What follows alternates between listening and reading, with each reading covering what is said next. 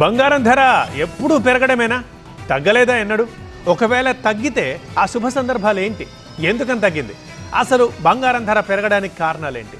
Gold రేట్లు పెరగడం తగ్గడం అనే సబ్జెక్టు రాకెట్ సైన్స్ ఏం కాదు. భయానికి బంగారానికి ఉన్న సంబంధాన్ని తెలుసుకుంటే చాలు, కామన్ మ్యాన్ కూడా బులియన్ మార్కెట్ ఎక్స్పర్ట్ అవ్వచ్చు. ఆ ఫార్ములా ఏంటో మీరు తెలుసుకుంటారా? భయం, ఈ రెండు అక్షరాలే బంగారం ధరలను నిర్ణయిస్తుంది. ఎకనామిక్స్లో ఎన్ని ఫార్ములాలైనా చెప్పండి, అల్టిమేట్గా భయం అనేదే బంగారం ధరలను శాసిస్తుంది. కావాలంటే ఒక్కసారి చరిత్రను తిరగేయండి. గోల్డ్ రేటు అమాంతం పెరిగిన సందర్భాలన్నీ ప్రపంచం భయపడిన సందర్భాల్లోనే జరిగాయి. 2001లో వరల్డ్ ట్రేడ్ సెంటర్పై అల్-ఖైదా దాడి చేసినప్పుడు బంగారం ధర పెరిగింది.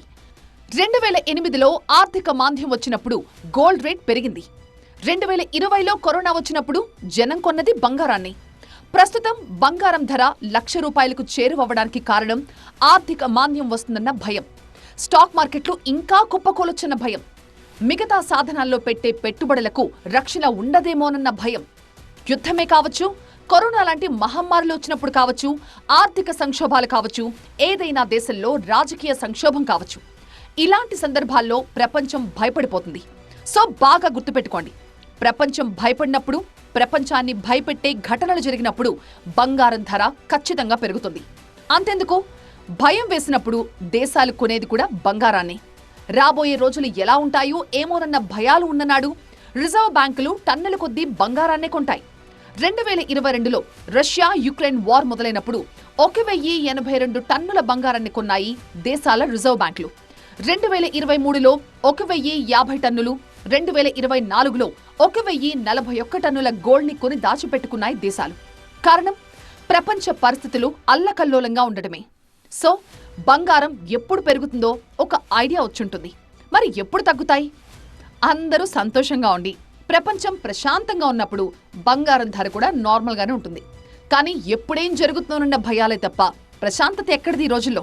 అందుకే పెరగడమే తప్ప తగ్గడం అంటే ఏంటో తెలియడం లేదు బంగారానికి. బంగారం కొట్టుకి వెళ్ళేటప్పటికి చాలా రేటు వేరియేషన్ వస్తుందండి. అది ఎలా అంటే, మేము 1 వీక్ బ్యాక్ ఇంకా గోల్డ్లో ఇన్వెస్ట్ చేద్దాము, పెళ్ళిళ్ళు ఉన్నాయి కదా అని చెప్పేసి అనుకున్నాము. సరే అని చెప్పేసి గోల్డ్కి ఇంకా అరేంజ్ చేసుకొని వెళ్ళేటప్పటికి 1 వీక్కి 9,70,000 దాకా అయిపోయింది.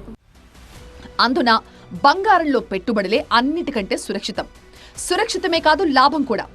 ఈ ఏడాది జనవరిలో 10 గ్రాముల బంగారం 78,000 పలికింది. ఫిబ్రవరి చివరి నాటికి 87,000 దాటింది. అంటే ఏకంగా ₹10,000 వరకు పెరిగింది. అంటే ₹1,00,000 ₹10 వడ్డీకిచ్చినట్టే లెక్క. ఇంత రిటర్న్ ఇచ్చిన పెట్టుబడి సాధనం మరొకటి లేనేలేదు. అంతెందుకు, గత 10 ఏళ్ల హిస్టరీనే తీసుకుందాం. ఈ 10 ఏళ్లలో బంగారం ధర ఏకంగా 75,000 పెరిగింది. నమ్మకం కలగడం లేదు కదా? 2015లో అటు ఇటుగా 25,000 పలికిన బంగారం 2025కి దాదాపు 1,00,000కి చేరువైంది. అంటే 75,000 పెరిగినట్టే కదా. ఇంత ప్రాఫిట్ స్టాక్ మార్కెట్లో కూడా వచ్చుండదు. అదేంటో 2001 నుంచి 2014 మధ్య కేవలం 20,000 మాత్రమే పెరిగింది బంగారం. ఆ సమయంలో ఎవరైతే బంగారం కొని పెట్టుకున్నారో వాళ్ళ అదృష్టవంతులే. పెరగటం తగ్గటం అందరికీ బాగుందేమో కానండి, సామాన్యులకైతే అందుబాటులో లేదు. తర్వాత ఈ గోల్డ్ రేట్ పెరగటం వలన క్రైమ్ రేట్ కూడా విపరీతంగా పెరుగుతుందేమోనని మాకు భయము. ఎవరు ఏమి వేసుకొని వెళ్ళాలన్నా, ఎటు వెళ్ళాలన్నా చాలా కష్టమేమో అనిపిస్తుంది. మొత్తానికి తగ్గితే బాగుండు, అందరికీ దొరికేలాగా అని అనిపిస్తుంది నా ఉద్దేశం అండి. ఇంకో విచిత్రం ఏంటో తెలుసా? బంగారం విషయంలో ఇవాళ ఉన్న ధరే తక్కువ ధర. అది ₹1,00,000 దాటినా సరే అదే తక్కువ ధర. సపోజ్ 2011 ఆగస్టులో బంగారం ధర మొదటిసారిగా 25,000 మార్కును టచ్ చేసినప్పుడు వామ్మో అన్నాం. 2020 జూలైలో అదే 10 గ్రాముల బంగారం ధర 50,000 దాటింది. 25,000 ఉన్నప్పుడే కొనుంటే బాగుండేది అని అనుకుని ఉంటారా లేదా? చూస్తుండగానే బంగారం ధర 60,000, 70,000, 80,000, 90,000 దాటుతూ వచ్చింది. ఇలా కొత్త రికార్డ్స్ ని టచ్ చేసిన ప్రతిసారి అమ్మో ఇంత రేటా అనుకున్న వాళ్ళమే మనం. మరి ఇప్పుడేమనిపిస్తుంది? ఆ 50, 60, 70 కనీసం 80,000కి వచ్చినా పర్లేదని అనిపిస్తుందా లేదా? ఇవాళ రేపట్లో 24 క్యారెట్ల 10 గ్రాముల పసిడి ₹1,00,000 దాటితే ఇవాళ ఉన్న ధరే చీప్. బహుశా ఇంత విచిత్రంగా ఉన్న మెటల్ ఈ భూమి మీద మరొకటి లేదేమో. సామాన్యుడు కొనుక్కునే స్టేజ్లో లేడు అస్సలు. ఒక సామాన్యులకే కదా, ఎవరికి మిడిల్ క్లాస్ ఫ్యామిలీకి కూడా అందుబాటులో అయితే లేదు. ఇంకా ఆశలు వదులుకోవడం తప్ప ఇంకా అలా లేదు. ఎందుకు ఎంత హై రేట్ అవుతుందో అనేది గవర్నమెంట్కి తెలియాలి. అది ఫస్ట్ ఆఫ్ ఆల్. ఎందుకు ఎప్పుడు లేని ఎంత ఫాస్ట్గా ఎందుకు 1,00,000 దాకా వచ్చేసింది. ఈ రోజుల్లో 1,00,000 రూపాయలు పెట్టి కొనే స్థితి మన ఇండియాలో అయితే మినిమం మనం అంతా మిడిల్ క్లాస్ ఫ్యామిలీసే ఎక్కువ ఉన్నాయి. హయ్యర్ క్లాసెస్ అనేది చాలా తక్కువ ఉంది. 30 వాళ్ళుంటే 70% మనం ఉన్నాం. బంగారం పెరగడమే గాని తగ్గడం అరుదే. తగ్గినా ఆ డిఫరెన్స్ భారీగా ఉండదు. తగ్గుదల కాస్తంత అయినా అది ఎక్కువ కాలం నిలబడదు. ఎందుకంటే బంగారం ధర ఒక 5-6 వేలు తగ్గినా సరే గోల్డ్ తగ్గిందంట అనే ఆశతో కొంటారు. అలాంటి సిచ్యువేషన్ డిమాండ్ పెంచుతుంది. డిమాండ్ పెరిగితే ఆటోమేటిక్గా రేట్ పెరుగుతుంది.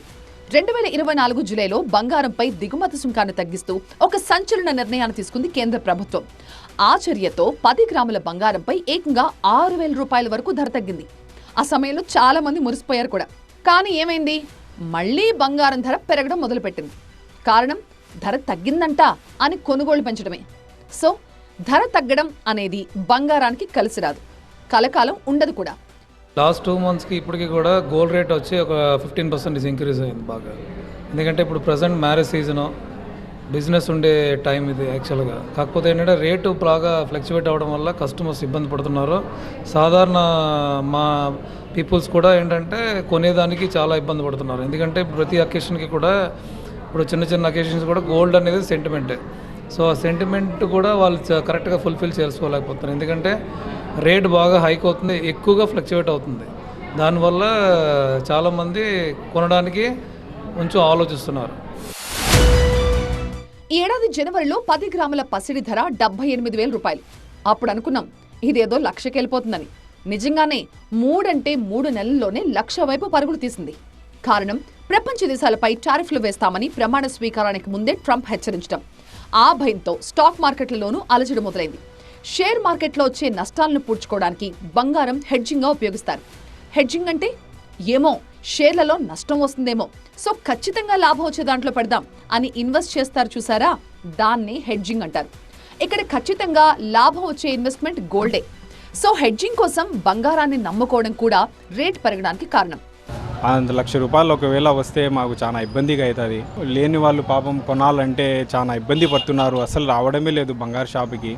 వాళ్ళు చూసి కూడా ఎన్ని రోజులు అవుతుందో బంగారు షాపులు కూడా పెరిగినప్పటి నుంచి అసలు మనుషులే రావడం లేదు.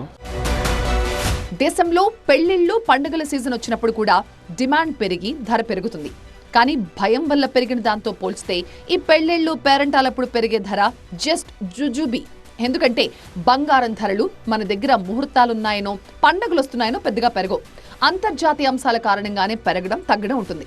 ఉదాహరణకి డాలర్ బలహీనపడుతుంది అనే వార్త చాలు ప్రపంచం వణికిపోయి బంగారం కొనేస్తుంది. సో తెలిసిందనుకుంటగా బంగారం ధర ఎప్పుడు పెరుగుతుందో ఎప్పుడు పడిపోతుందో.